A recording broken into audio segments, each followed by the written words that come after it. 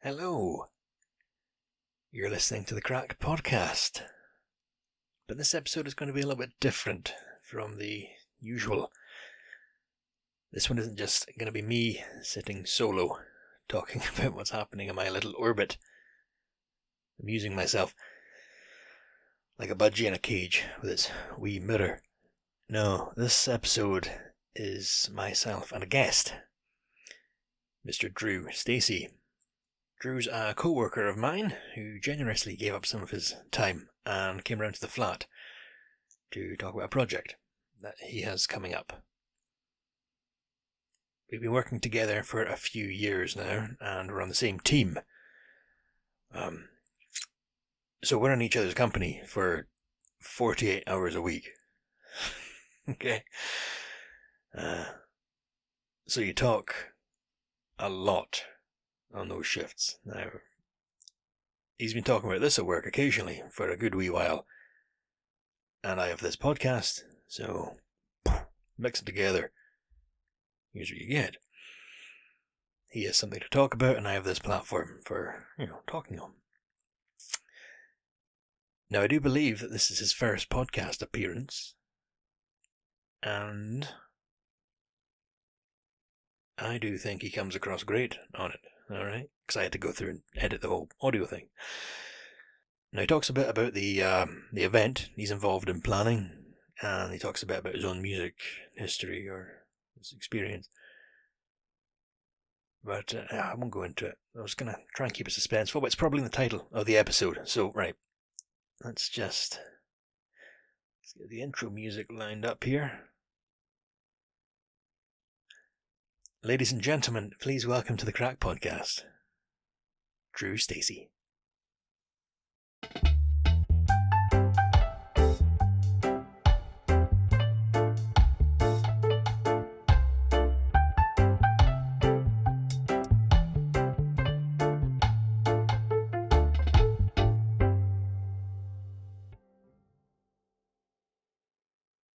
I would offer you tea, but I know you don't drink hot drinks. Nah, water all the way. I'm not going to make you watch me drink coffee. That's cool. So, very officially, I've got you here today. Very kindly, you've arrived to talk about, well, yourself, your journey, and the event you've got up and coming. Now, to keep the suspense, I've called it the event, but what would you describe it as? It's a music event. I'll say that much, but I'll let you introduce it and describe the happening. So we've named the event Puls8. We're kind of classing it as a one-day festival, one stage, one-day festival, running from 2 o'clock until 11 o'clock at night. I guess a festival, yeah. Festival. Now, I've never been to a festival. Really? I've never been to Rockness, never been to Belladrum, never been to Tea in the Park. I'm assuming you have. Yeah, been to a few of us. Obviously been to Belladrum. I think that's like every young person's like go to rite of passage in this area. So I've been to Belladrum. I've been to a festival called Terminal V in Edinburgh. I've been going to that since I was like 19. I'm actually going to that this weekend. Mm-hmm. So looking forward to that. And then I've also been to a festival called Fly Open Air. That's also in Edinburgh. And we've got Riverside Festival, which is hosted in Glasgow, down by the Glasgow Riverside Museum. Mm-hmm. So yeah, been going to all them for probably about the best part of like 5 or 6 years. Now, was it when you were at one of these festivals, was there an epiphany moment of hang on, there's nothing like this where I come from, I want... So I think, I don't know, obviously... Because I've been doing the kind of like smaller club shows, and like the upstairs Inverness and the Anne Shamar, which is the new venue in Inverness. The Revolution. Yeah, where Revolution used to be. Mm-hmm. So I kind of wanted to do it on a bit of a bigger scale. I went to the ice rink. I think I went a couple of years ago, and the CEO Gordon didn't really take me on. I think he just kind of seen it as like a young guy wanting to throw a party, which is probably fair enough. Yeah. But I went back to him like a year later, just kind of said like, don't really have anything like this up in Inverness. I think we could host a really successful day. Now you're saying you've done your own events, but you performed in Inverness. So just people that don't know what Puls8 is going to be, You're a musician, a DJ. You've been up there. A DJ, yeah. DJ, So I've done like the basics of producing and stuff, but I've never released any of my own tracks. So kind of basic knowledge that I've got. Would like to one day progress into making tracks and releasing tracks, but yeah, I'm not really focusing on that at the moment. But yeah, I've performed in front of obviously quite a lot of crowds in Inverness, just doing my own nights and stuff, being invited onto other nights. So yeah. No, certainly. I mean, obviously we know each other from working together, but I remember on the Christmas night out, I think it was, folk in Inverness coming up to you and just, and they knew of you and stuff, and it wasn't necessarily friends of yours, it was folk that came over and just said hi, and this guy's knowing. Yeah, it's very cool. But I do understand, again, through talking at work, that it's not just yourself. It's not just you. There's a few other folk involved. Are they also in the music scene locally? Are these just local musicians banding together as like a co-op? But yeah. So I went to so we've got Ross Mackay, who is the manager up the stairs, and Anne Shamar. So I went to him, basically just said, look, I've got this idea, because it's obviously a lot of work running a festival. It's not just like running an event. Can do that by myself, but obviously there's a lot more to putting on a bigger scale kind of festival. Not just putting up posters. Yeah, exactly. So I kind of went to him and just pitched the idea, and he said that he would love to be involved. And I also, we were saying kind of like not the more the merrier, but we were kind of thinking that we do need somebody else. So I went to our other person who's working with us, Phil McDonald. I'd never actually, I think I'd known him just kind of through Instagram, and he runs his own massive kind of events in the Netherlands, pretty big, does big festivals, and that's under the name Gearbox. So they're more into like the raw style, hard style kind of music. It's a bit different from what I would usually listen to and perform and get artists up to play in Inverness, but obviously I think just using his knowledge with running the bigger events, I thought he'd be an amazing person to have on board. And glad we did ask him, because he's brought a lot to the table. So yeah. When you say he does the events in the Netherlands, I'm picturing those types of raves. Is it inspired by those types of come-togethers and stuff like that? As in the Puls8? Puls8, sorry. Yeah. So I mean, I guess you could say that there is definitely, I think, obviously using the knowledge that Phil has, it's they're selling out like massive arenas, so they do know how to put on a good party. So we've kind of emphasized that we're not going, we're getting big production and high end production just to make sure it's like a kind of memorable day for everyone. We want everyone to have a really positive experience at it. So it's going to be it's going to be like something Inverness hasn't seen before. Now, in my absolute ignorance, when you said some of the events he would have organised previously wasn't the type of music you would listen to, what is the music you're bringing in? Because when I left school, dubstep was the massive thing. Is that part of techno, or is it trance? Is it? So what we've got is we've got 4 different headliners. We've also got a couple smaller acts as well. The main headliners kind of go from like your like tribal techno, hypnotic techno, ranging all the way to your like harder kind of heavy techno. So we've got a female called Lala. She's a Scottish DJ. She mainly focuses in the techno, hypnotic techno, tribal techno that I was talking about. And then we've got an Irish DJ called Yasmin Gardesi. She focuses mainly in like psytrance type stuff. And then we've got another Scottish DJ called Frazier. He's also mainly based predominantly techno. And then we've got Alex Farrell, who is an he's an established DJ now. When I first booked him in Inverness, this was like February last year, he was up and coming, and he's just like doing pretty good things at the moment now. So when you got him, he was a bit smaller, not so well known, and then boom. He's massive now. I am so glad to be bringing him back. Where's it you find the act? Did you have to put it like is there an agent, or do you just reach out to them and just? So yeah, you need to do it all through agents. So usually, if you're looking to book an act, you'll go onto their Instagram. They usually got their agents' emails and like managers' emails in their bio. So yeah, you just kind of reach out to them. Sometimes you get a reply, sometimes you don't. You know, some of the managers and agents can be look down their nose a bit. Yeah, a bit more difficult than others. Majority of the ones that you work with are completely fine and, you know, really understandable, and, you know, they've always got an open mind to what you're trying to do as well. And I think that was kind of what kind of the catch was for Puls8, was a lot of the agents, you know, it's not been done before in Inverness. Get in the early days and Yeah. it takes off there. Yeah, absolutely. Yeah. That makes sense. Yeah. So yeah, I think that was definitely a, you know, a kind of selling point. Yeah, do you want to get in early while the getting's good? Yeah. Okay. Buying stocks when it's cheap. Yeah, literally. More of a sort of personal question, say buying stocks. I'm assuming when you reach out to these musicians, DJs, I don't know exactly what the title, without offending them, I don't know what you know, artists, their agent's going to ask, all right, how much we're talking here? Where are you at the moment getting the how much are we talking here? Do you have to offer them a percentage of the door, or have you had sponsors? How do you get a festival off the ground with no established?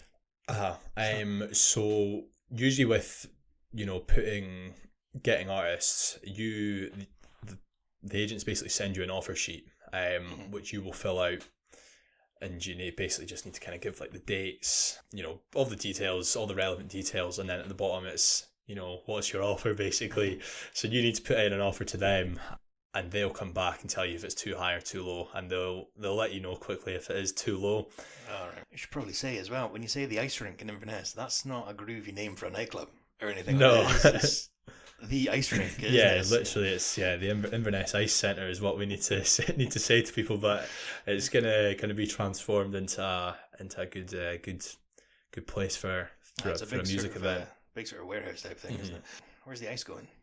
So they actually melt it over summer. We were in doing like a content shoot last Tuesday, and yeah, they were melting the ice as we were there. So we were kind of hoping that we would be able to get onto it, but it was like the floor was soaking. There was these two guys in big massive welly boots, like scraping all the ice off. Yeah. What's the capacity for? I mean, the only time I've been in the ice rink, it was to go and pick up my wee sister when she used to get ice skating lessons like 15 years ago, and you know, it was like 20 kids on it. So how many folk can you get in there at once?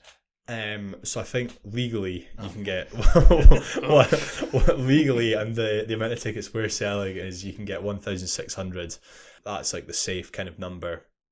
I think we were actually speaking to Gordon, the CEO of the ice rink, again last week, and I'm pretty sure like they used to have like a good like 3,000, 4,000 people in there. They were saying, you know, this was when they were getting bands like The Clash and stuff.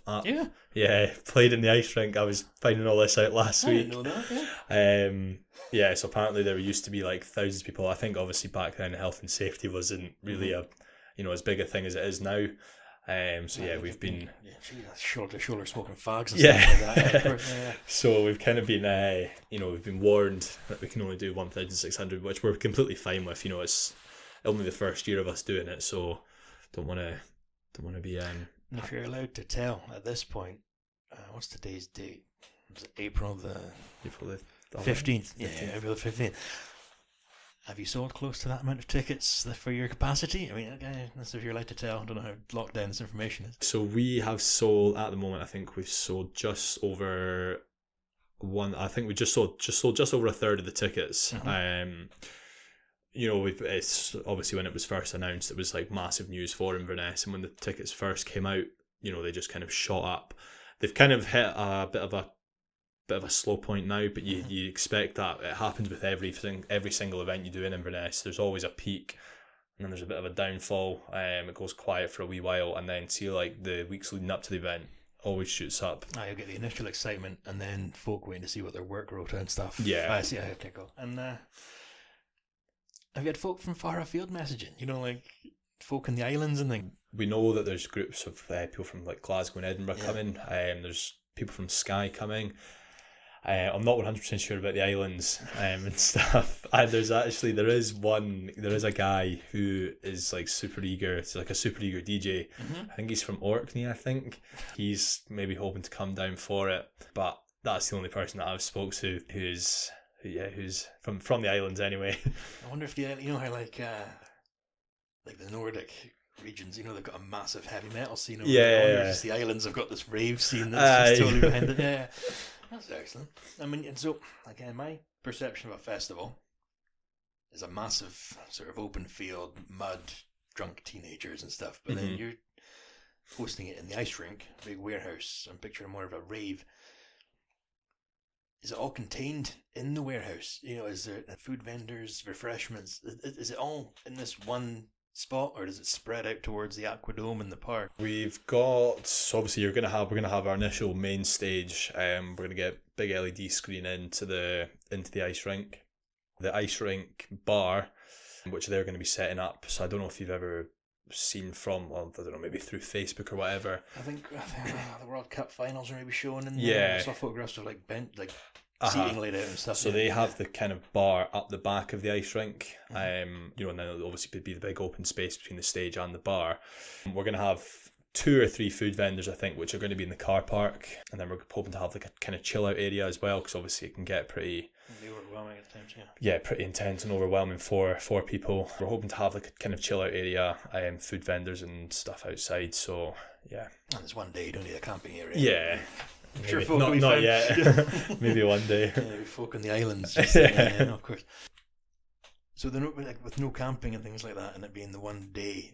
Do they just turn up, or have you got to book them a hotel? Do you get them a caravan? Have they got a trailer? So we need to sort out their travel, accommodation. So we're hoping to just put them all in the kind of one hotel, just so it's easier.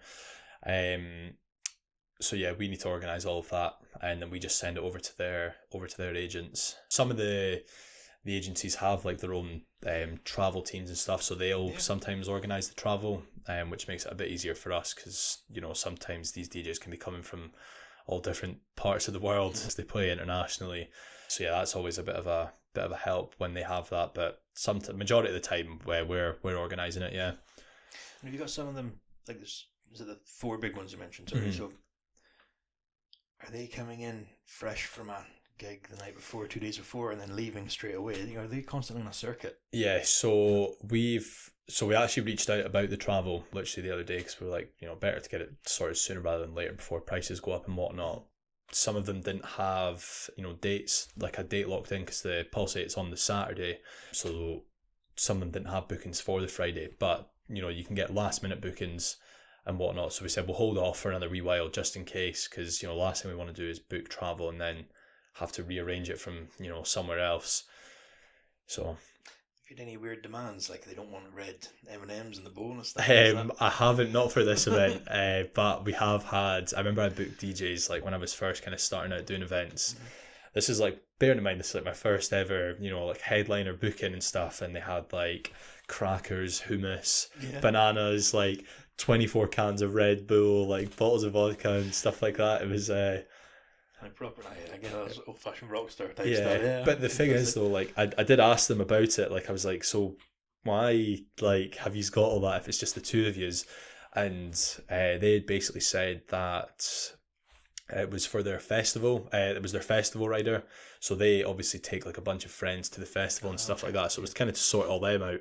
They said that they never usually actually know what's on their rider. They just kind of they just kind of go with the flow and expect expect what they're given, take what they're given. Oh, so I forgot who it was. I think it was maybe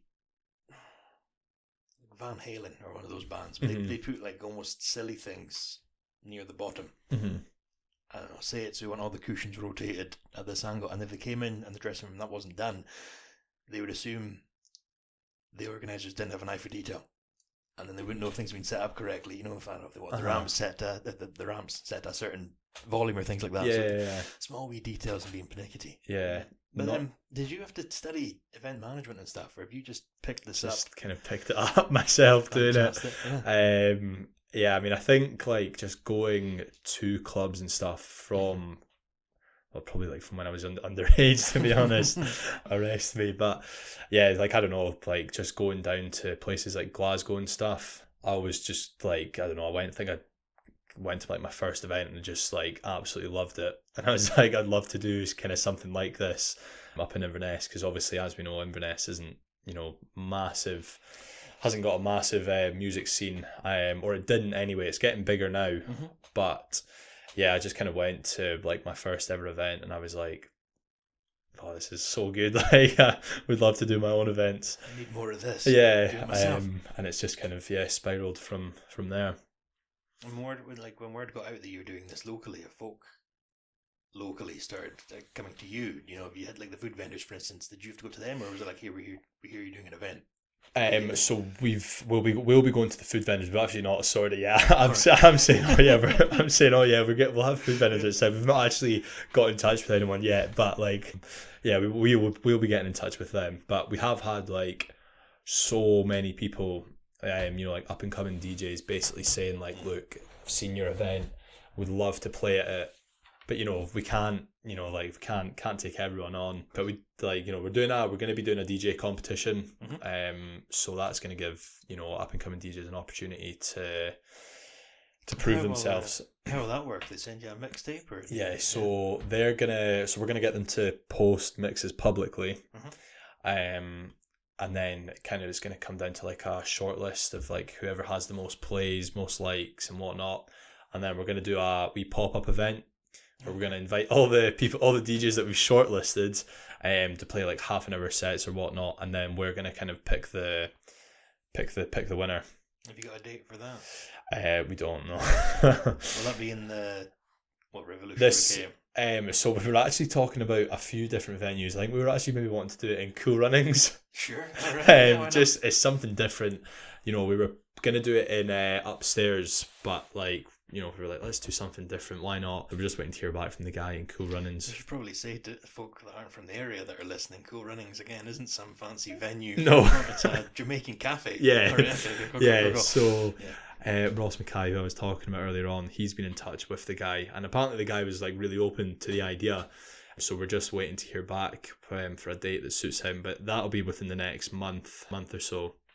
So yeah, excellent. But the Puls8 itself, right? It starts 2 PM. Mm-hmm. Is it one continuous sort of set? Like it's not the type of music I listen to, but I do understand they're long tracks, and you have to get into the melody of it. You tell it.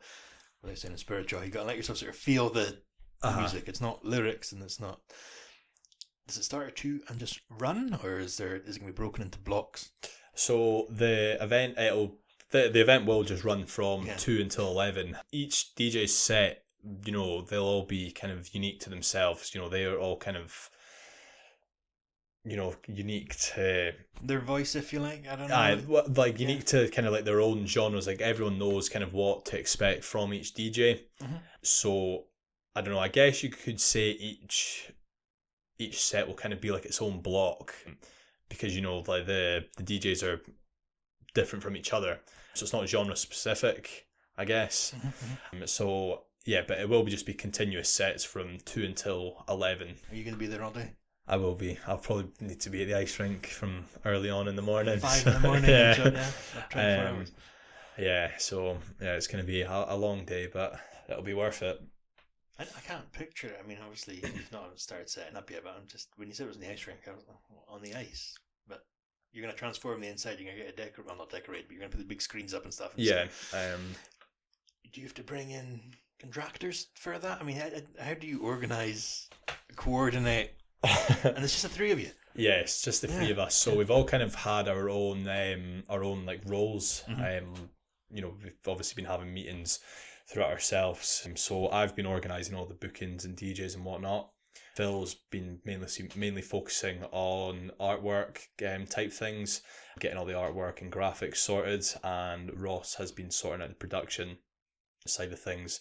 So we've had a meeting with a company called Limelights. They do all the sound at Belladrum, all your kind of bigger events in Inverness, and I think they also go further afield in the UK. I think they're quite a well-established production kind of company. So we've had a meeting with the guy who runs them. So he's basically sent us over a quote for what we're going to be getting for the day, and then they organise kind of all the trucks and all the workers and stuff to set up. So yeah, so it's a massive event that brings in loads of different folk. Yeah.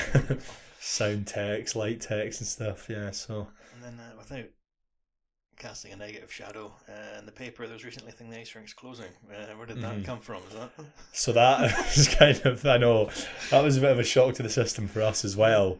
You know, obviously it was kind of the last thing we wanted to see was the ice rinks looking for crowdfunding to stay open and whatnot, because you know that would be a serious loss. You know, if it was to shut. But I don't think that's you know, they're not needing it like imminently right now.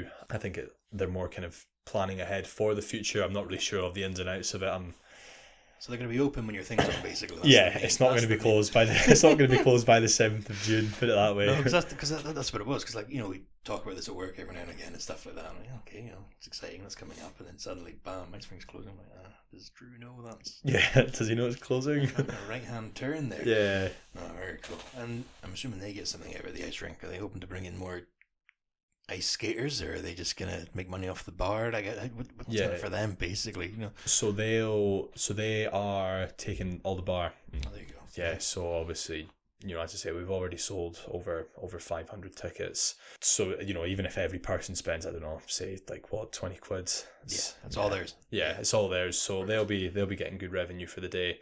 As you said, it is going to be open, so it's happening. And touch wood, if it is successful and you do it again, where are you hoping to bring this? Where's this going to go? Is this the start of the new Inverness? Yeah, so we're hoping that this first one will be a massive success, and you know, we're kind of looking to do it each year.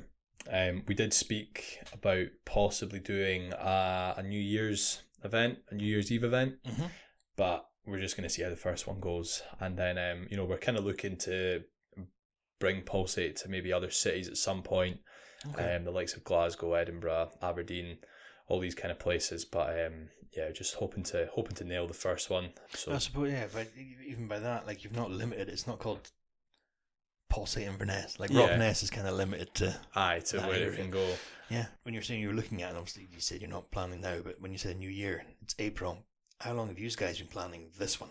Like, what's the period this takes to get something of this size? So when did we first start initially planning this? So I think like this has been, as I say, it's been in talks for ages. You know, like I first went to Gordon probably over 2 years ago now. But I think this actual Puls8 event probably been in the works since maybe like last June. But yeah, usually about a year in advance. It's been pretty constant though, because you've been, like, again at work, you've been talking about it, so it's not just something that you've noodled at and slowly. You've been quite intense. You know, a lot of work. It's, genuinely, very admirable. It's a massive undertaking. I couldn't do anything like that. I can't even, you know, thank you very much. Organise my own shit. I can't imagine something of this scale. But you yourself, are you, not self-indulgently, are you going to be performing at it, or are you just going to be an event organizer on the day? So me and Phil have spoke about it, playing on the day. Phil, like, obviously, as I say, he specialises in hard style and raw style, so he's been trying to kind of convince me to do like a closing set after the Alex Farrell and the DJ I was speaking about. So he's playing currently he's playing the last set, but me and Phil Phil spoke about possibly closing on a hard style, raw style set, because it's definitely raw style and hard style is definitely getting bigger in Inverness. Quite a lot of people have been requesting it. Yeah. So we're just kind of, I don't know, I'm still like, I'm on the fence about it. I don't know what to do, but yeah, he's been trying your name on the poster. But I don't know, like, I think if we were to do that set, I'd probably just let Phil play. I don't really play more raw style, hard style kind of stuff, so I think I would just let Phil kind of do that on his own. So yeah, I'll probably just be there as you know, kind of organizing on the day. Well, if you're there, you can always jump on or something. Yeah. Of course. And then can you? My astounding ignorance this whole thing. When I think of like live electronic music, I'm thinking of vinyl decks, but I'm assuming it's not vinyl. No, not vinyl. It's all electronic. So is that like a sort of synth and drum machine? No, we've got so you basically get CDJs. This is what you load your tracks onto. And then you get your mixer. So you get like Pioneer mixers, or there's a company called Zone. So yeah, we're gonna need to get Pioneer and Zone mixers in, because each DJ uses different mixers. So that'll be a kind of the setup on the day. But yeah, it'll be all done electronically. No vinyl. No vinyl. No vinyl. Is that its own thing? Like, would you have to advertise a vinyl festival? Is that No, like, not at all. Okay. I think some DJs specialise in vinyl, and I feel like if people are fans of the DJs, they'll know that they'll be doing a vinyl set. Right, okay. Sometimes, I don't know, you can maybe put next to their name like a wee open bracket vinyl set, close bracket. Is that the equivalent of a band doing like an acoustic set? Is vinyl like a special, like, oh, they're going to do a vinyl set as well? Is that like appeal to some folk? Vinyl is definitely like such an impressive. It is. Oh, okay. It's super impressive to be able to mix vinyl. I've tried it myself. I think I've like out of all the mixes that I tried to do, I managed to get like one right, and like so to be able to do that in front of like thousands of people must be just like, I don't know. Obviously, when you're doing it every weekend, it probably does become second nature. But to learn it, I know that there is a skill and an art form to it. It's not the case of just pressing play. Yeah, exactly. Because I think that's what a lot of people see like DJing as now, and like electronic DJing is just like, oh, you just press play, blah blah blah. But there is actually a lot more to it that people probably don't look into. But yeah, because it's like, I don't know, I feel like, see, when you make a mistake when you're up DJing in front of people might not notice it, but you do, and like you're like, oh. Yeah, no, because I won't name names, but there's been some folk at work, supervisor, sort of winding you up, saying, "Oh, it's just press and play, isn't it?" And of course it's not. But you yourself, performer, mixer, I don't know what you title it, DJ. Yeah. How did you get into that? Do you just buy the equipment one day? Yeah. So as I said, like when just from going to events from when I was younger, I'd always been kind of wanting to get into it. I think actually, like from when we were like in school, I was always the one that was on the tunes on the speaker when me and my pals would go out drinking, like in the park and stuff like that. So I don't know if it was just kind of stemmed from that. Probably did. And then, like went to my first event, and then went to a few events, and then lockdown came, and I think just like a lot of other younger people did, I bought myself a pair of decks. Right. And just like practiced. When lockdown, we all got out of lockdown, all the restrictions and that kind of eased off. That was when I done my first event in the Tooth and Claw. Mm-hmm. So it was like 75 person capacity, and I think it did sell out, but I think it was like literally all just like my mates and stuff like that. But it was still good though. It was class, and then just kind of stemmed from there. You're shooting yourself the first time. Yeah, honestly, see the amount of mistakes, because like it's actually so different. You don't realise how different it is. See, from playing on like a little controller to going to using like all the actual professional equipment, and see if you don't download like your tracks correctly on like Record Box, the beat grids don't match, and the beat grids like move off kind of if you're playing a track. And that's when the tracks start to like clang together, and it just sounds horrible. So that happens a good few times when I played my first set. So even though it is electronic and sort of like it is live and stuff, but there is a potential it could fall apart when you're doing it. It could totally unravel, and and you get like tracks that don't load up, like waveforms can corrupt, and it can go wrong. I think, as I said, people do just think that it's a case of showing up the USB and you plug it in and it plays for you, but no, not at all. Have you been out when that's happened to before? Like, can you notice? You do. I've been to quite a few sets where like DJs have messed up. It's like it's part of DJing, like it happens. But I've been to a festival. I remember like when I was at Riverside Festival, and there was a DJ playing, and one of the files, I don't know what happened, but one of the files stopped working, and his track started jumping, like it's kind of started like repeating itself, and then it was a case of like just bring the music down, start playing another track. But like it's natural. That's part of the live performance. Yeah. Exactly. It's part of the excitement. Yeah. Excellent. All right, Drew, thank you. I think I've asked you everything I've been nosy about there, so we'll bring it to an end. But just to summarise, if you can remind us, what's the event called? When's it on? Where is it on? Who will they see? And finally, where can they purchase a ticket, and how much would that be? So the event is called Puls8, and it's being held on the 7th of June 2025 at the Inverness Ice Centre. And we've got headliners Lala, Yasmin Gardesi, Frazier and Alex Farrow. And tickets can be found on Skiddle through our Instagram page, or obviously on the Skiddle app. I think they're currently priced at £47.50 on the Phase 2 tickets, but they're starting to run low as well. So get in while it's good. Yeah. All right. I'll put all the links in that below this anyway for the listeners, but Perfect. thank you very much. No, I do understand it's your day off, so I really appreciate that. Thank you. Right, cool. And that was that. I hope you enjoyed, and I'd like to thank Drew again for his time. Really appreciated. Now, if you're interested in Puls8, I'm going to put all the links in this episode description. So, if it all goes to plan, they should be below. Now, the next part of this podcast, if you can see, there's still a little bit of time here. Drew not only gave up a chunk of his day off to come to my little flat here, but he's also, at my request, sent in a track of his own to see the episode off with.